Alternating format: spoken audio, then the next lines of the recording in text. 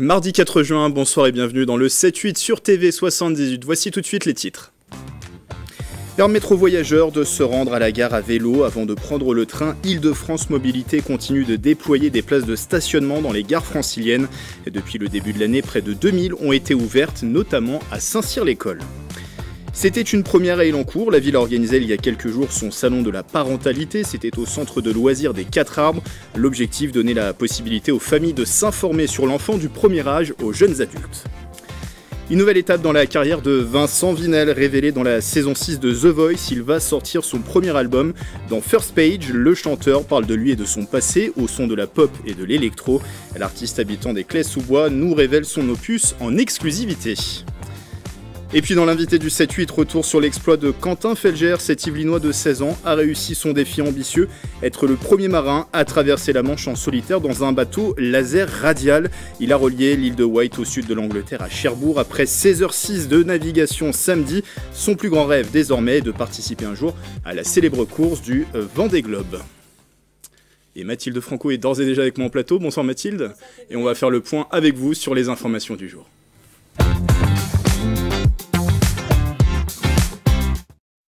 On commence avec cette bonne nouvelle, Mathilde, pour ceux qui préfèrent se déplacer à vélo. Oui Grégory, afin de favoriser l'utilisation du vélo dans la région, Île-de-France Mobilité vient d'inaugurer 3000 nouvelles places de vélo dans 6 gares parisiennes. Sont notamment concernées les gares de Paris-Montparnasse, Paris-Austerlitz, Paris-Saint-Lazare ou encore la gare de Saint-Cyr-l'École. Il s'agit soit de places fermées et sécurisées, soit de places en libre accès avec un arceau simple. Vous avez par exemple 72 places de vélo en libre accès à Saint-Cyr-l'École. Pour les places sécurisées, il faut compter 30 € par an si vous n'avez pas d'abonnement Navigo. Si vous avez un abonnement, c'est gratuit. Et pour savoir si votre gare possède un parking à vélo, rendez-vous sur le site internet qui s'affiche en bas de votre écran. À terme, Île-de-France Mobilité souhaite l'ouverture de 140 000 places. Les Jeux Olympiques approchent à grands pas, J-52 désormais Mathilde, et les entreprises se préparent. La Chambre de commerce et d'industrie des Yvelines propose aux acteurs du sport de bénéficier d'une journée de formation gratuite en vue des Jeux Olympiques et Paralympiques. Alors comment bien se préparer à l'événement, comprendre la portée économique et médiatique des Jeux ou encore anticiper les différents risques sécuritaires? Voici les principaux thèmes qui seront abordés. Si vous êtes intéressé, notez bien la date. Ce sera le mardi 18 juin de 9h30 à 15h30 à la CCI de Versailles. Les places sont limitées. Il est donc nécessaire de s'inscrire sur le site internet qui s'affiche en bas de votre écran. À la fin de cette journée de formation, vous pourrez repartir avec un certificat reconnu mondialement. Vous revenez à présent, Mathilde, sur un événement qui avait lieu ce week-end à Montigny-le-Bretonneux. La ville organisait un événement autour des 2 roues. Oui Grégory, un événement assez original qui mélangeait le vélo et les produits locaux. À l'occasion de la 3e édition de son marché du terroir, la ville a décidé de mettre le développement durable à l'honneur. Il était donc possible de manger de bons produits tout en faisant réparer sa bicyclette. On écoute le maire de Montigny-le-Bretonneux au micro de Mickaël Elmidoro. L'idée, c'est de faire découvrir aux gens des produits locaux, des produits qu'on peut trouver près de chez soi et des produits de qualité, des produits de plaisir. Donc c'est vraiment un moment de rassemblement pour les gens autour de produits qui sont de la région. Et puis le deuxième, c'est une fête du vélo. Nous allons organiser aujourd'hui à la fois des circuits pour que les gens découvrent toutes les pistes cyclables et tous les chemins agréables qu'il peut y avoir sur la ville pour circuler à vélo. Et puis nous avons aussi des ateliers. Il y a l'association La Bicyclette par exemple, pour apprendre aux gens à réparer leur vélo. Et enfin Mathilde, on termine avec un petit tour du côté de Roland-Garros. Oui Grégory, puisque la joueuse yvelinoise Pauline Déroulède a affronté la néerlandaise Annick van Koot cet après-midi. La numéro 1 française et 13e mondiale dans la catégorie tennis fauteuil s'est inclinée en 2-7, 6-3, 6-1. Elle devrait être de retour à Roland-Garros cet été pour les Jeux Paralympiques. On espère, on suivra ça avec attention. Merci beaucoup Mathilde pour toutes ces informations. C'était une première pour la ville d'Élancourt. La ville organisait son salon de la parentalité samedi dernier au centre de loisirs des 4 Arbres, à l'occasion pour les associations et professionnels d'échanger avec les visiteurs sur plusieurs thématiques allant de la petite enfance aux jeunes adultes. Clara de Frutos. Découverte de métiers, santé sexuelle ou encore accompagnement périnatal, tels étaient les sujets abordés ce samedi 1er juin lors du premier salon de la parentalité à Élancourt.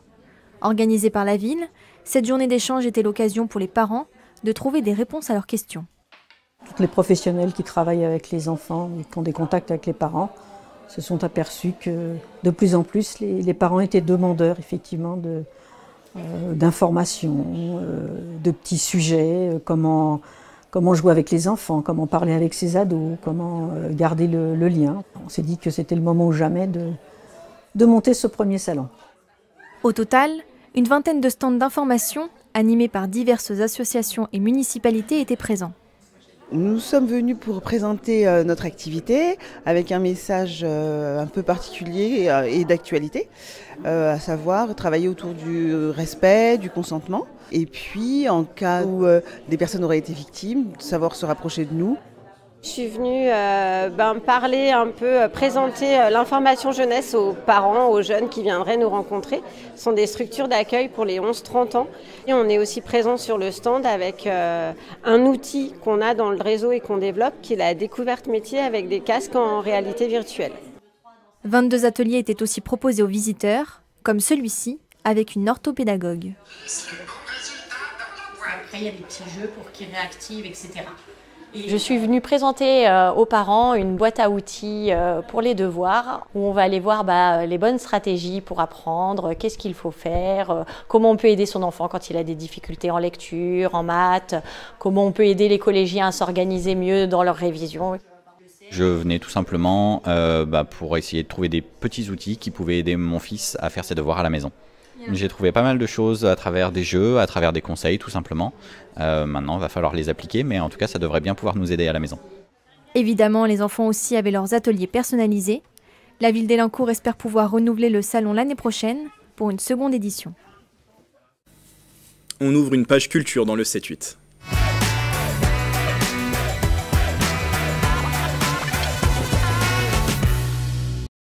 Le 14 juin prochain, la batterie de Guyancourt accueille Sisters in Crime. C'est un trio musical qui vous fait plonger dans l'Amérique des années 50 avec une belle dose d'humour. Voici 3 raisons de prendre vos billets au micro de Mathilde Franco.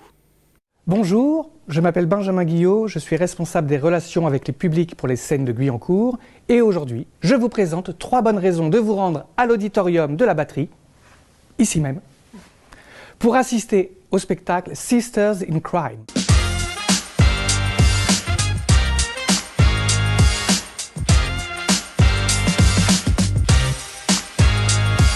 Première raison, pour l'univers du cabaret, une ambiance de music-hall et de film noir.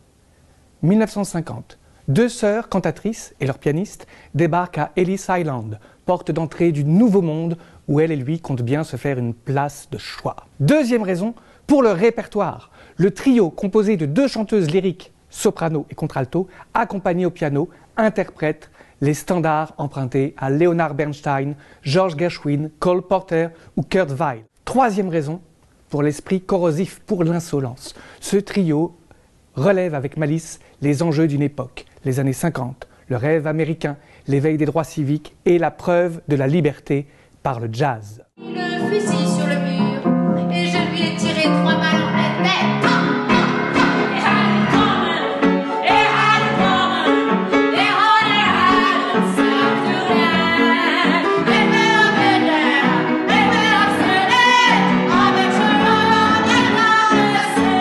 Voilà, c'était 3 bonnes raisons de vous rendre à l'auditorium de la batterie pour assister au spectacle Sisters in Crime.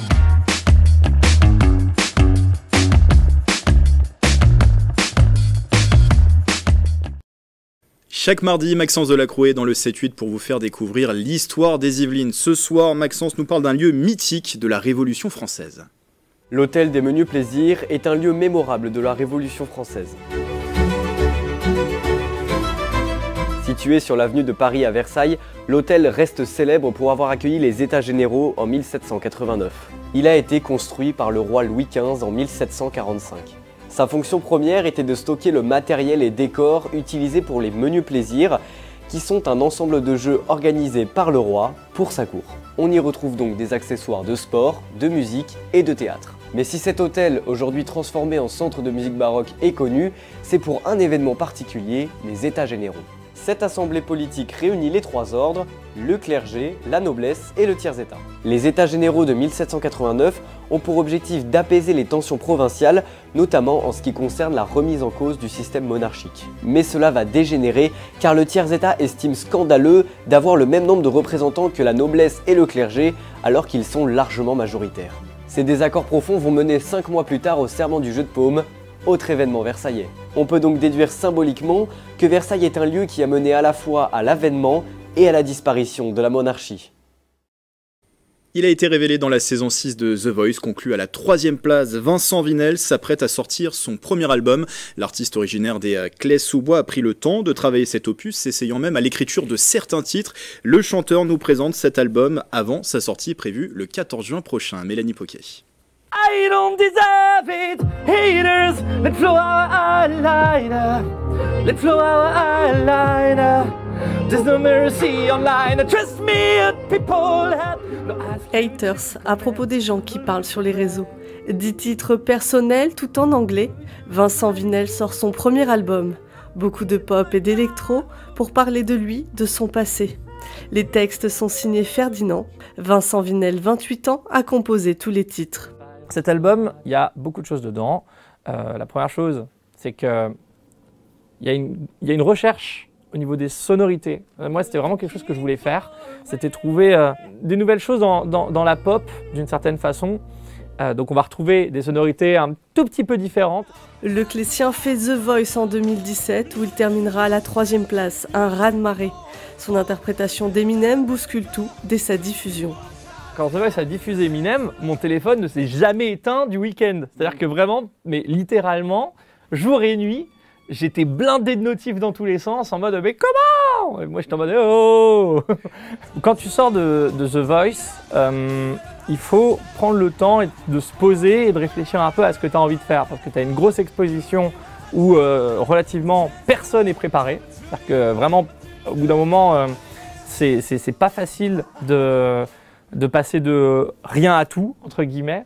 Une émission grâce à laquelle il rencontre l'équipe qui le suit encore aujourd'hui. Avec ce premier album, il lance un nouveau chapitre, d'où le titre First Page, faire découvrir son univers. Drifting away from the shore, look in my broken mirror, miss the shit alive and the score at your four, I am locked away. Vincent Vinel sera en concert le 15 juin prochain et le 21 juin au Claye-sous-Bois. Il jouera aussi à la Fanzone de Saint-Quentin-en-Yvelines le 3 août. Sujet avec des images de Patrick Jacques de Dixmude. Dans un instant, l'invité du 7-8, mais juste avant, on va regarder les prévisions météo de demain.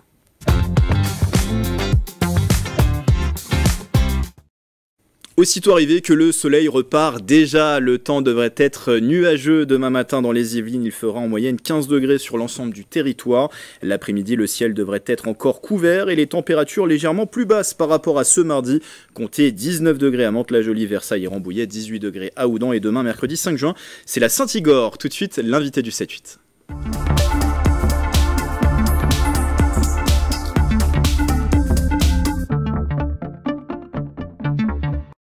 On revient sur cet exploit réalisé par un jeune Yvelinois, membre du Yacht Club du PEC. Quentin Felger a relevé son défi ambitieux, traverser la Manche en solitaire dans un voilier, un petit voilier, un laser équipé d'une voile radiale. Cet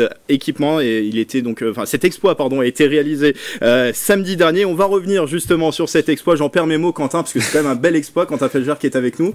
Bonsoir. Bonsoir. Et bravo pour cet exploit. Traversée qui s'est réalisée donc samedi entre l'île de Wight au sud de l'Angleterre et Cherbourg Cherbourg en Cotentin. Elle a duré 16 heures et 6 minutes.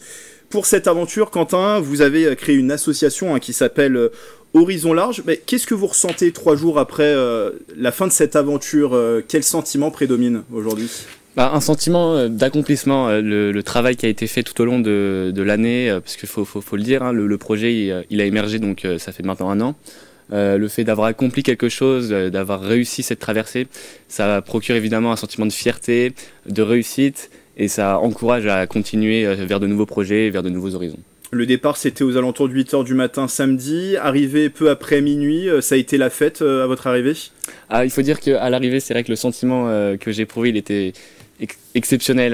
Le fait d'avoir attendu cette arrivée pendant longtemps, parce que j'ai eu une période où il y a eu peu de vent, donc ça m'a un petit peu forcé à patienter, à calmer mes nerfs. Et le fait de revenir, de voir tout ce monde présent à cette arrivée, ça a été vraiment une sensation exceptionnelle. Et je remercie tous les gens qui ont pu venir m'accueillir à Cherbourg. Il y avait beaucoup de monde à votre arrivée? Il y avait les personnes qui comptaient pour moi, donc ma famille, mes amis. Donc c'était vraiment toutes les personnes que je souhaitais voir à l'arrivée qui m'ont félicité, et c'était vraiment, encore une fois, un sentiment exceptionnel à cette arrivée. Est-ce que depuis vous avez aussi reçu des marques de soutien, des félicitations, peut-être aussi de vos sponsors qui ont rendu cette aventure possible? Alors bien sûr, j'ai eu beaucoup de félicitations, que ce soit dans mon lycée ou même parmi mes sponsors, mes partenaires, les donateurs particuliers. Donc même au niveau de la presse, j'ai eu beaucoup de félicitations, de TV78 d'ailleurs qui m'a beaucoup félicité.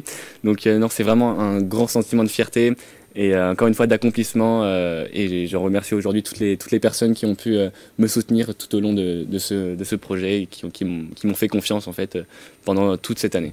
Et alors ça ne vous a pas empêché de revenir sur les bancs du lycée dès lundi. Vous préparez en ce moment le bac de français, vous êtes élève de première, c'est bien ça? C'est bien ça, oui. Ça n'a pas été trop dur de revenir, c'est un peu un changement d'ambiance entre le samedi et le lundi quand même. C'est vrai que j'ai eu peu de temps pour me réadapter, mais il a fallu faire avec et reprendre la vie normale, on peut dire. C'est vrai que de passer de la Manche, d'être en pleine mer avec les vagues, tous les dangers présents en mer, à les chaises de l'école avec les tables, les cahiers. Il y a un petit sentiment, il y a des légères différences quand même il a fallu donc se réadapter un petit peu à la vie scolaire pour préparer maintenant le nouvel objectif qui est le bac de français. Voilà, c'est le prochain objectif pour vous. Alors, on le disait, c'était une première. Alors, j'ai buté tout à l'heure, c'est pour ça, sur le type de voilier. On est sur un voilier de type laser avec une voile radiale. C'est ça. Ça, c'est une première. Ça n'avait jamais été réalisé auparavant de traverser la Manche avec ce laser équipé d'une voile radiale. C'est ça, tout à fait. Je suis le premier à l'avoir fait en laser avec une voile radiale. Une seule personne l'avait faite en 2011 sur la coque laser, mais pas avec une voile radiale, avec une voile standard en fait. Donc c'est une voile un peu plus grande. Et donc j'ai un temps de référence, c'est-à-dire que c'est vraiment moi qui ai été le premier à faire cette traversée. Et donc ça rajoute évidemment un sentiment exceptionnel et qui pousse à continuer vers mes objectifs qui sont évidemment la course au large. Et peut-être d'autres défis, on va en parler dans un instant. Revenons sur cette traversée, on l'a dit, qui a démarré à 8h du matin depuis l'île de Wight. Alors, il y a eu une frayeur au bout de 2 heures de traversée. Racontez-nous, vous avez dessalé, c'est-à-dire que votre bateau s'est retourné, c'est ça? Oui, c'est ça. Il y a eu un petit moment de déconcentration de ma part, où je faisais plus trop attention aux variations de vent. Et donc il y a mon bateau la voile de mon bateau qui a commencé à changer de côté, d'empanner, on appelle ça. Donc le bateau s'est retrouvé déséquilibré parce que j'étais placé donc du mauvais côté pour rééquilibrer le bateau. Donc ce qui m'a fait dessaler, donc je suis tombé dans l'eau et le bateau s'est retourné. Et moi à ce moment-là j'étais accroché avec ma ligne de vie, donc j'avais tout un équipement de sécurité. Vous êtes resté bloqué sous l'eau? Et c'est ça en fait, je suis resté bloqué sous l'eau avec ma ligne de vie accrochée parce que quand j'ai voulu remettre mon bateau droit, la ligne de vie s'était emmêlée autour de la sangle de rappel, donc c'est un équipement qui est sur le bateau pour permettre de l'équilibrer. Et donc la coque m'a retenu sous l'eau pendant quelques secondes qui m'ont paru quand même très longues. Ouais. Et j'ai su réagir, il y avait un bouton pour libérer cette ligne de vie. Vous avez su réagir très vite? Ouais, mais même si c'était sur le moment c'était un petit peu compliqué parce que sans s'en rendre compte en fait l'instinct prend le dessus et on a rapidement envie de nager toutes ses forces pour essayer de remonter à la surface, mais c'est pas possible. La coque c'est trop lourd et on reste coincé sous le bateau si on ne réagit pas rapidement. Parce qu'on rappelle que vous étiez en solitaire, il y a quand même une équipe qui vous encadrait, c'est ça? C'est ça. Alors à ce moment-là l'équipe était légèrement devant moi. Donc ils ont commencé à faire demi-tour pour aller venir m'aider quand ils m'ont vu dessaler. Donc une fois que je suis remonté sur le bateau, je les ai prévenus que tout allait bien. Je leur ai expliqué un petit peu ce qui s'était passé et pourquoi j'avais mis autant de temps à remonter sur le bateau. Donc voilà, ça les a rassurés, mais en même temps ils ont fait un petit point, une petite réunion ensemble entre les équipes pour mettre à jour mon équipement de sécurité et me demander d'enlever la ligne de vie. Donc au final je ne l'ai pas gardé jusqu'à la fin de la traversée. Parce que ça vous a pas découragé? Absolument. C'est vrai qu'il y a eu un petit moment, il n'y a jamais eu de moment de remise en question. J'avais vraiment le mental pour aller au bout, jamais j'aurais pu abandonner sauf souci technique que je n'ai pas rencontré, donc c'est une bonne chose. Mais non, jamais j'ai été découragé. Peut-être le moment qui a été le plus compliqué finalement, ça n'a pas été l'aventure avec la ligne de vie, ça a été plutôt le manque de vent au bout de 10 heures de navigation et le courant dans le nez qui me faisait quasiment reculer en fait. Ouais, entre 17h et 19h le samedi, il y avait un vent très bas. C'est ça, même un peu plus longtemps même, je dirais peut-être de 17h vers 20h, 20h30. Ouais. Donc un vent extrêmement faible, peut-être 6 nœuds de vent, donc ce qui représente à peu près 9 km/h, donc c'est très très peu. Et le fait d'avoir aussi un courant de marée dans le nez, c'est-à-dire moi j'avançais à peu près à 3 nœuds, mais avec un courant de 2 nœuds, donc si on fait la soustraction ça fait 1 nœud de vitesse, et un nœud de vitesse c'est moins de 2 km/h. Donc quand je regardais l'horizon et que je voyais la côte française, et au bout d'une heure je regardais l'horizon et qu'elle n'avait pas grossi, c'est vrai que c'était un peu compliqué mentalement de calmer les nerfs et de se dire, de se remettre à naviguer de plus belle et de persévérer dans l'effort. Vous n'avez pas croisé de trop gros cargos? On sait que la Manche, c'est un axe, une mer qui est très empruntée. Alors c'est vrai que la Manche, c'est l'autoroute un peu de la mer. Donc il y a le rail montant et le rail descendant. Et à l'aller, en allant à l'île de Wight, c'est vrai qu'on a rencontré quand même pas mal de trafic. Mais au retour, à part quelques paquebots ou quelques cargos, je n'ai pas forcément rencontré de situations très compliquées. Aucune route de collision qui m'a obligé à changer de cap. De toute façon, le bateau sécurité faisait acte de présence pour moi. Même à un moment, j'avais un gros cargo qui arrivait sur moi et ils se demandaient si le cargo m'avait vu. Donc ils ont fait demi-tour pour se positionner derrière moi pour prévenir le cargo que j'étais sur l'eau, parce qu'un laser sur l'eau, quand il y a des gros cargos comme ça, même parfois des porte-containers, ils ne le voient pas forcément. C'est pas très grand en fait. C'est un point blanc sur l'immensité bleue. Deux dernières questions, la suite pour vous. Alors on précise, vous êtes un grand passionné du monde de la voile, hein. Vous pratiquez la voile depuis 11 ans, il y a eu des stages notamment au Sable d'Olonne, vous êtes depuis 2 ans maintenant au Yacht Club du PEC. C'est quoi les prochains objectifs pour vous? Prochains objectifs, il y en a beaucoup. Déjà, après cet objectif, ce serait plutôt de rentrer dans la course au large. Donc, pourquoi pas de rentrer sur un parcours comme la Mini Transat ou peut-être encore plus tard le Figaro. Mais en tout cas, l'aboutissement de toute ma vie, ça sera évidemment le départ du Vendée Globe, c'est ça au Sable d'Olonne. Et d'ailleurs, je suivrai avec attention le départ qui sera donné le 10 novembre prochain 2024. Et ce sera évidemment un rêve éveillé si un jour je prends le départ. Enfin, même pas si, lorsque je prendrai le départ, c'est vraiment l'objectif d'une vie. 2032 l'édition? J'espère, oui, 2032. Donc ça me donne 8 ans parce qu'il y a tout un processus de qualification, de démarcation et puis de financement, parce qu'il faut quand même les trouver, les fonds.